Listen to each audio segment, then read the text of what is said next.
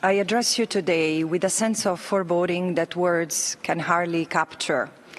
I no longer know what more can be said.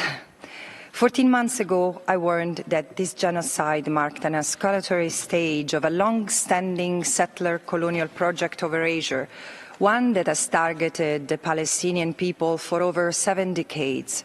And now, it is happening, and we must stop it. The situation in the occupied Palestinian territory is apocalyptic. In Gaza, people continue to endure suffering beyond imagination. Israel is responsible for one of the cruelest genocides in modern history. Official figures count over 200,000 killed or injured.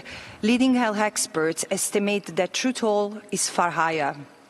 As the cost to the Palestinian people grows, Israel has dismantled the last function of the UN in Gaza, humanitarian aid.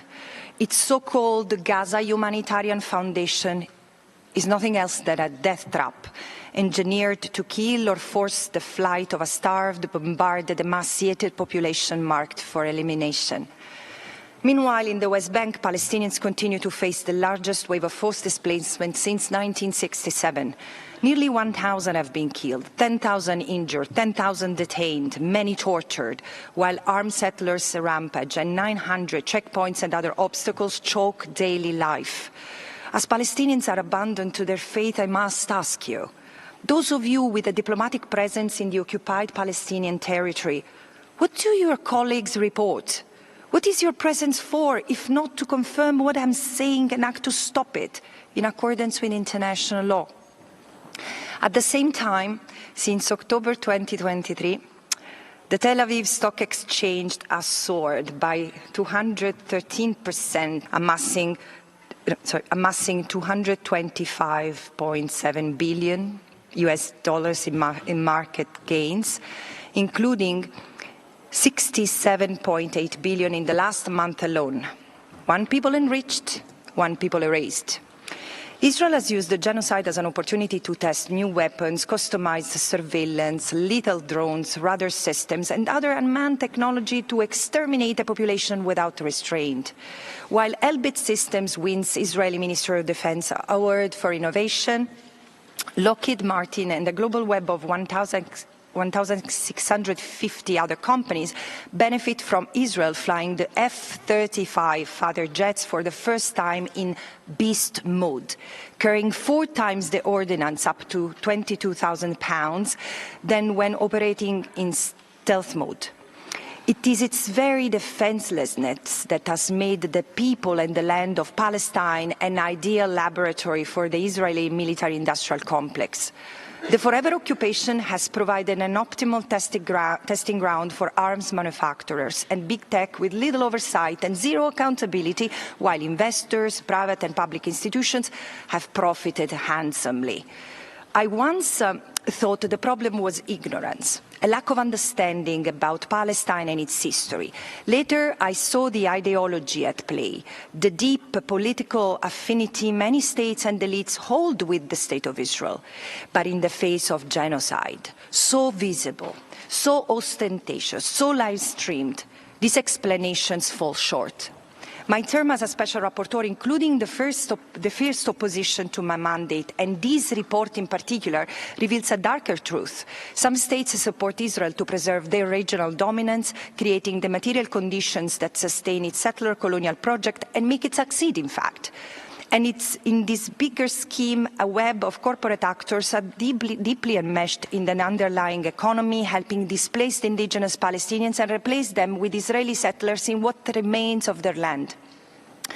This report exposes the economic conditions driving and enabling Israel's machinery of displacement through destruction, segregation and surveillance of the Palestinians, and replacement through the construction of alternative landscapes, economies and realities for the settlers, their visitors and associates.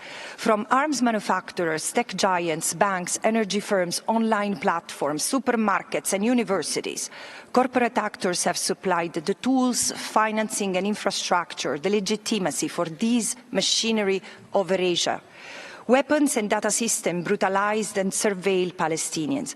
Colonies spread, financed by banks and insurers, powered by fossil fuels and normalized by tourism platforms, supermarket chains and academic institutions. All have helped entrench apartheid and enabled the slow, inexorable destruction of Palestinian life. Corporate entities entangled in this ecosystem have long been on notice. Their products, services and corporate relationships directly link them to an economy of occupation that has functioned in violation of peremptory norms, the Fourth Geneva Convention and the Rome Statute.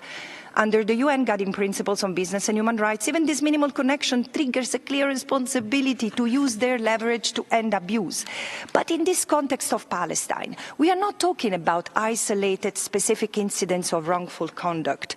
The severity of the structural and sustained violations and crimes at issue has been confirmed by the International Court of Justice and has led to arrest warrants being issued by the International Criminal Court.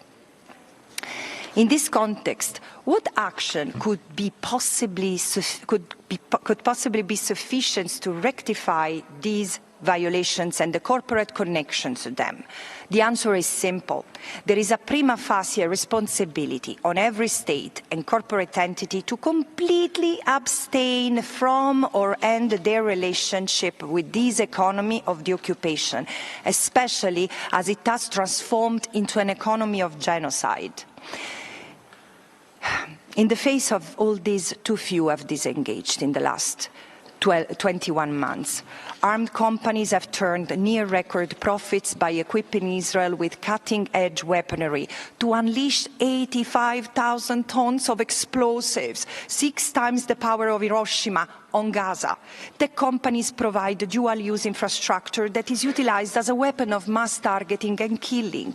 The machinery of the global construction equipment giants is raising Gaza to the ground, preventing the return and reconstruction of Palestinian life. Global energy conglomerates have fueled these assaults with coal, oil, gas, while the same infrastructure has been deprived to the Palestinians. No water, no electricity, creating the conditions of life calculated to destroy. While major global banks have underwritten and purchased Israeli treasury bonds, bankrolling the devastation at a time of gaping military budget deficits and plummeting credit rating. The 40 entities named in my report, alongside their parent subsidiary licensees and franchisees, are just the tip of the iceberg, illustrative of this system that entangles many, many more. What I exposed is not a list, it is a system, and it is to be addressed. Now, my expectation is that the OHCHR database, the Working Group on Business and Human Rights, and lawyers, investigative journalists, and prosecutors globally will take this framework and secure that what states have failed to achieve, accountability. And we must reverse the tide.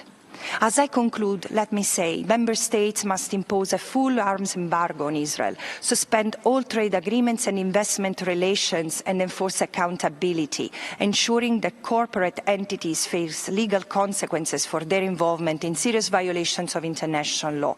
And corporate entities must urgently cease all business activities and terminate relationships directly linked, contributing to, and causing human rights violations and international crimes against the Palestinian people.